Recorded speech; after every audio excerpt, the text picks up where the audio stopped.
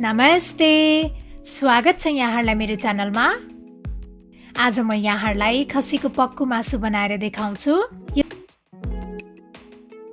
खसीको पक्कु मासु बनाउनको लागि सबैभन्दा पहिला मैले लिएको छु 2 केजी खसीको मासु। यसलाई चाहिँ म्यारिनेट गर्नुपर्ने हुन्छ।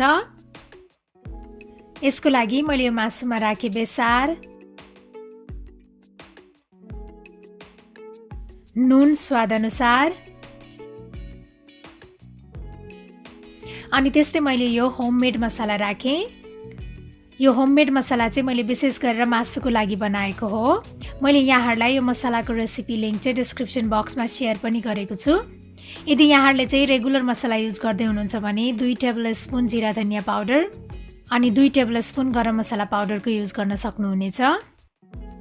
त्यसपछि अब यसमा मैले राखेँ मरिचको धुलो, रातो धुलो खुर्सानी,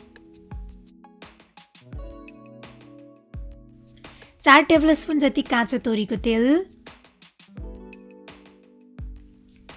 अनि त्यस्तै मैले एउटा कागतीको रस राखेँ।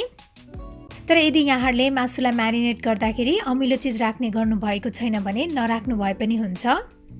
यो चाहिँ अप्सनल हो। अब यो सबैलाई राम्रोसँग मोल्नु पर्छ। मसाला राम्रोसँग मिक्स भइसकेको छ। अब यसलाई कभर गरेर 5-6 घण्टाको लागि राख्नुपर्छ। अब 5-6 घण्टापछि यो मासु चाहिँ पकाउनको लागि रेडी भइसकेको छ। म चाहिँ यो पक्कु मासु कसौडीमा बनाउन गइरहेको छु। यदि यहाँहरुसँग कसौडी छैन भने कुनै पनि बाक्लो भाँडामा बनाउनु भए हुन्छ। यहाँहरूले चाहिँ पक्कुलाई तेल नराखिकन यतिकै कसौडीमा राखेर पनि बनाउन सक्नुहुनेछ। मैले चाहिँ यसमा तोरीको तेल राखेँ। त्यस्तै मैले यसमा ल्वाङ, सुकुमेल, अलैची, दालचिनी अनि यो तेजपत्ता पनि फुराएँ। त्यसपछि अब यसमा यो मसाला मोलेको मासु राख्ने। यहाँहरूले पक्कु मासुलाई घिउ अथवा बोसोमा मात्रै पनि बनाउन सक्नुहुनेछ। यो बनाउने तरिका चाहिँ ठाउँ विशेष फरक हुन्छ। त्यसपछि अब यो मासुलाई कभर गरेर लो मिडियम फ्लेममा 30 मिनेटको लागि पकाउनु पर्छ।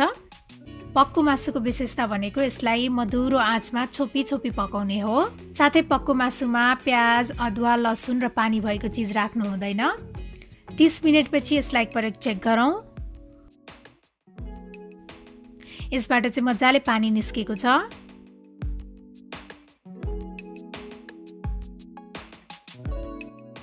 अब यसलाई फेरि पनि कभर गरेर अर्को 20 देखि 25 मिनेटको लागि पकाउनु पर्छ। अब यो पक्कु मासुलाई एकपटक चेक गरौँ। यो चाहिँ यतिको बनेको छ। हाम्रो यो पक्कु मासु चाहिँ रेडी भइसकेको छ। यसरी बनाएको पक्कु मासुलाई यहाँहरूले महिना दिनसम्म राखेर खान सक्नुहुनेछ। यदि यहाँहरूसँग फ्रिज छैन भने पनि यसलाई 15-20 दिनसम्म राखेर खान सकिन्छ। मलाई आशा छ यहाँहरूलाई यो सजिलो मिठो पक्कुको रेसिपी पक्कै पनि मन पर्यो होला। र मेरो अरू यस्तै रेसिपीहरूको लागि प्लिज मेरो च्यानललाई सब्स्क्राइब गरिदिनु होला र मेरो भिडियोलाई लाइक, शेयर र कमेन्ट गर्न पनि नभुल्नु होला है। Thank you for watching. Bye by.